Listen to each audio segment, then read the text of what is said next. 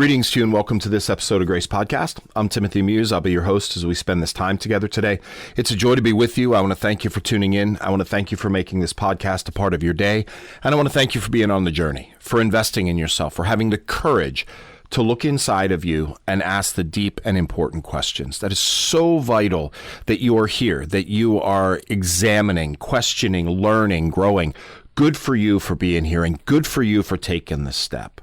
It's a joy to be able to come alongside you, to be able to offer a little bit of guidance, a nugget of knowledge, maybe ask a deeper question. Whatever it is that I can bring to your journey, I'm so happy to be able to do that. If this podcast is helpful for you and you think others would enjoy it or others could benefit from it, then put it out there. I post on social media feeds, Facebook, Instagram, X, and LinkedIn. If you follow me or the life coaching on any one of those feeds, you're going to see these episodes. Share them out there. Put them out there for others to hear. If you're on one of the listening platforms, Spotify, iHeartRadio, or Amazon Music, then follow us. Give us a rating and review. Every positive rating and review tells the platform people are listening, and you get a notification when new episodes come out. And if you want to reach out to me directly, GraceLifeCoaching.com is the website. I truly would love to hear from you. GraceLifeCoaching.com. So we have been in this journey around the power of rest, and we've been looking at different episodes, looking at different things, rest taking different forms, why we resist it, how it strengthens our relationships or affects our relationships, spiritual practices that can lead us into rest. Today I want to go deeper again into something that most people happen or experience, but it goes unrecognized until it's already taken hold. And that's burnout. You know, it's a word we hear all the time. I'm burned out. I'm completely exhausted. I can't do this anymore. But burnout is much more than having a busy week or feeling tired after a demanding season. Burnout changes the way we think. It changes the way we feel. It changes the way we see the people around us. It changes how we see ourselves. Perhaps the most dangerous part of burnout is it doesn't usually arrive all at once. It sneaks into your life quietly, gradually, almost invisibly, until one day you wake up and realize, I don't even recognize myself anymore. If that's how you are today, I want you to hear something before we go any further. You're not weak, you haven't failed, and burnout is not a character flaw. It's often the predictable result of living too long without adequate recovery, without adequate rest. And that's what we want to look at today. You know, imagine placing one pebble in a backpack. Not a problem, right? Then the next day you place another pebble in a backpack. Still manageable. Then another and another. Every day placing a pebble in the backpack. Eventually the backpack becomes heavy. Not because of one large rock, but because hundreds of small ones. Burnout works much the same way. Rarely is it caused by one difficult day, one difficult event. Instead, it grows through the accumulation of countless small stresses. Too many late nights, too few boundaries, too many responsibilities, too little recovery, too many yeses, too few moments of peace. Every day feels manageable until suddenly it doesn't. That's why burnout can be so confusing. Every day feels manageable and then all of a sudden it doesn't. You know, people often ask, why am I falling apart now? The answer is usually you're not falling apart because of today. You're feeling the weight of the last several months or even years. Burnout is accumulated exhaustion.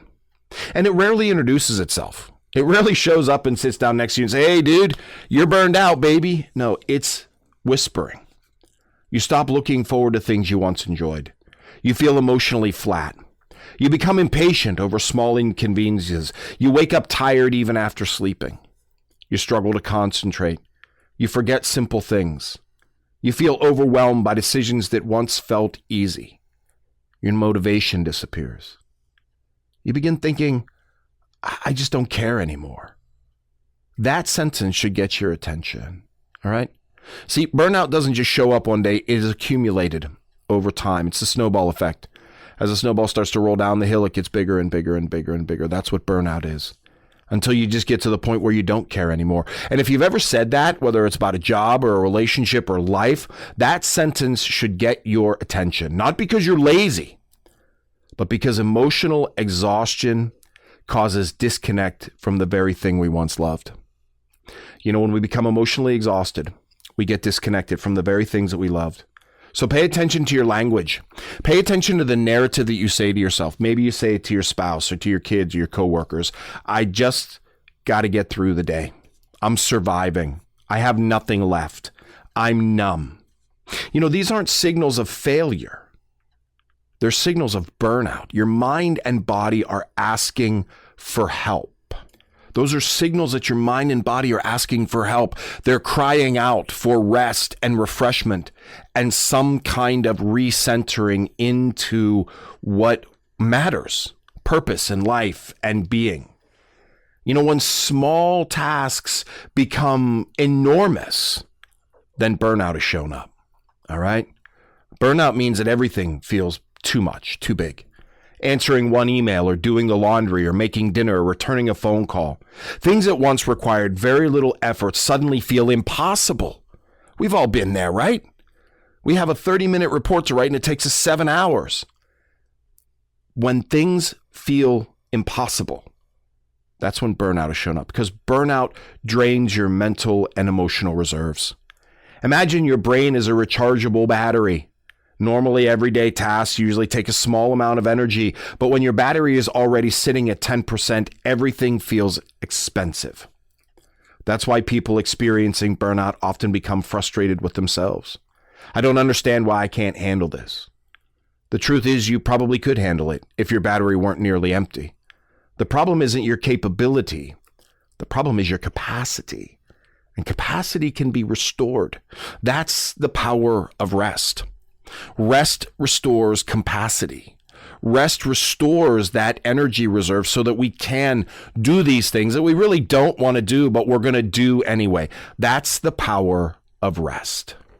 Again, as burnout shows up quietly, it's important to understand the three phases of burnout. There really are. Research often describes burnout in three main ways. The first one is emotional exhaustion. You feel drained. No matter how much sleep you get, you simply have nothing left to give. Okay? You just feel drained because sleep doesn't restore emotional exhaustion. It brings physical balance and it does restore some emotional energy, but it doesn't restore emotional exhaustion. If you keep putting out more emotion than you bring in, if you keep emptying yourself more than filling yourself, that's where emotional exhaustion comes in. You feel drained, no matter how much sleep you get. So the first phase is emotional exhaustion. The first phase of burnout is emotional exhaustion. The second is detachment. You begin distancing yourself emotionally. Work becomes mechanical. Relationships become burdensome. You stop caring as deeply about others, yourself, your hobbies, your experiences, the things that bring joy. Sometimes you feel numb, you just feel numb. You stop caring deeply, you feel numb. Sometimes it shows up as sarcasm or cynicism. One of the things about sarcasm and cynicism, they're great things because when we're sarcastic about something or cynical about something, it really does create a barrier, a boundary. If you're ever in a conversation with someone, and you hear them and they talk, sarcastically or cynically or what have you, that's usually where the conversation ends. Nobody digs deeper into that. It's like, I don't want that, So it's a great way to create a boundary.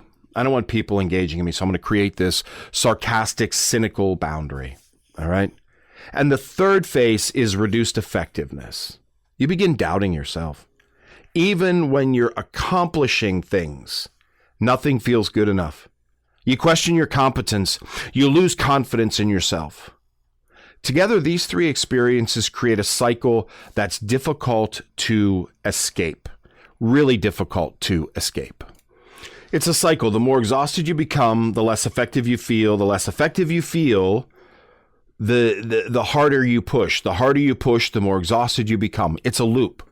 And that loop requires interruption. When we enter into that loop, when those three phases come along, they intertwine.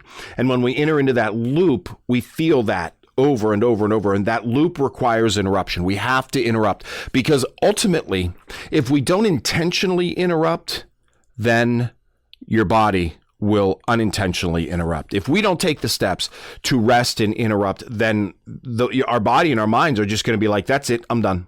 And it will interrupt us. And we don't want that because that usually has damaging consequences. All right. And look, here's the thing. There's something important. If you're deeply burned out, Physical rest won't be enough. One nap won't fix it. One vacation won't fix it. Burnout develops over time. Recovery does too. Okay? Recovery develops over time. If you think of someone who broke a leg, would you expect them to run a marathon the day the cast comes off? No. Healing requires patience. The same is true emotionally. Sometimes recovery begins with sleep, absolutely. But sometimes with counseling, sometimes with better boundaries, sometimes with difficult conversations, sometimes with reducing commitments, sometimes with asking for help. The goal isn't simply to feel better. It's changing the patterns that cause burnout in the first place. Because we as humans, we do this great thing. We experience an issue. We know it's wrong. We work to fix it. And then we do it again. That's why we see people yo-yo in their weight. Their weight's out of control. They go on a diet. They bring their weight into control, and then they lose. Then they gain that weight again. Yo-yo, up and down. The goal isn't just to feel better. It's changing the patterns that cause burnout in the first place. Otherwise, we'll simply recreate the same conditions because that's what we do. We'll just recreate the same conditions. Look, I feel good. I work with a lot of people in the healing art and the healing field. And I work with people who've had, like open heart surgery or heart attacks or what have you. And, one of the things is changing your diet, exercise, all that kind of physical, healthy stuff. And they'll do it for a while. And then they'll just fall back into those old patterns and usually wind up with more difficult heart conditions than they had before. That's what we do. So it's not about feeling better. Feeling better is important. It's not just about feeling better. It's about changing the patterns that cause burnout in the first place. And one of the ways that we change those patterns is to have the courage to ask for help. Oh, I know that's a big one. We don't like to ask for help. Most people don't like to ask for help. And many people experiencing burnout believe they have to fix everything themselves. I'll figure it out. I just need to push a little harder. I don't want to burden anyone. But here's something I've learned. Strong people ask for help. Not because they're incapable, because they're wise enough to recognize that healing often happens in community. Maybe that means talking to a trusted friend, or a coach, or a counselor, or a mentor, or a physician, or a spouse. Someone who can remind you that you don't have to carry everything alone. Asking for help isn't giving up. It's choosing a healthier way forward. That's a beautiful way to relook at that. We are so good at denying our need to ask for help. I don't ask for help. I don't ask for help. Asking for help is weak. No, it's not. Asking for help is actually strength. It's strength because when you ask for help, that's showing that you have the courage to let someone else into your struggle. And counseling's great. I've said many times, I'm a big fan of talk therapy. I think everybody should have a therapist. I think everybody could benefit by sitting down and talking to a therapist. There's nothing wrong with that. But a coach or a mentor, a physician, a pastor, a trusted friend, somebody. Because it's not about giving up. It's about realizing that moving through this and bettering ourselves is a lot easier to do together in community. Okay? Burnout often convinces us that everything has to change immediately. That's one of the big things. When we ask for help, when we start talking to people, we can start building patterns. Remember, we don't change patterns by big things. We change patterns by making pattern behavior over and over again. Healing doesn't work with big changes. Healing works. Recovery begins with small decisions repeated consistently. I've said this over and over. Small choice repeated over and over again has massive impact. All right.